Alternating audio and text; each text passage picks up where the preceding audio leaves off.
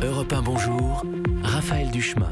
Le coup de patte de Nadia Dame et nous partons ce matin en Allemagne. Oui, l'Allemagne qui a déclaré la guerre aux photos d'enfants sur les réseaux sociaux quand elles sont non consenties par ces derniers. En tout cas, c'est le but d'une grande campagne du Fonds allemand pour l'enfance qui rappelle que les enfants ont droit, comme tout le monde, au respect de la vie privée et du droit à l'image.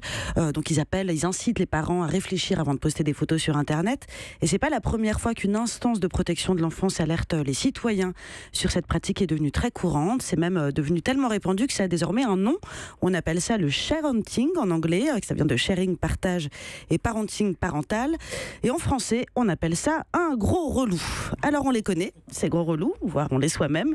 Le gros relou sur Facebook, c'est ce parent qui pense sincèrement que le monde a besoin de savoir que le petit Mathéo fait caca sur le pot, photo à l'appui. Ce sont généralement les mêmes qui comptent l'âge de leur enfant en mois. Alors il faut arrêter avec ça parce que cet enfant n'a pas 60 mois, il a 5 ans. Je comprends pas ces parents qui parlent en mois. Ce sont aussi étrangement les parents qui ont fublé leurs enfants de prénoms inspirés de catégories d'huiles essentielles ou de légumes oubliés. Alors quand ma fille fête son anniversaire, je sais jamais si on fait la liste des invités ou la liste des cours chez Naturalia. Romarin, passiflore, châtaigne, c'est pas des prénoms, c'est des ingrédients. Ça aussi, il faudrait cesser.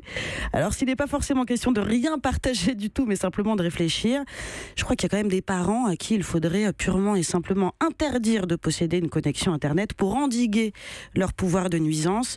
En vrac, les parents anti-vaccins, par exemple, les parents qui font de la pâte à sel avec leur enfant le week-end alors que toi, tu as sous-traité tous tes dimanches matins à Gulli, les parents qui ne s'énervent jamais quand leur enfant est pénible, quand toi, tu as déjà envisagé de le jeter dans la Vologne. Oh. Et surtout, bannissons du web les parents persuadés d'avoir un enfant surdoué et qui postent des vidéos de leur gosse qui chantent une comptine sans se tromper, hashtag enfant précoce, hashtag oreille absolue. Il faut arrêter avec ça aussi, les enfants surdoués, c'est comme les orgasmes, on rêve tous d'en avoir, en attendant, on simule. Oh, Nadia, bon... Mais vous ne postez jamais rien alors? Si, à mort. Ah bon, oui, faites ce que je dis, faites pas ce que je fais. Évidemment.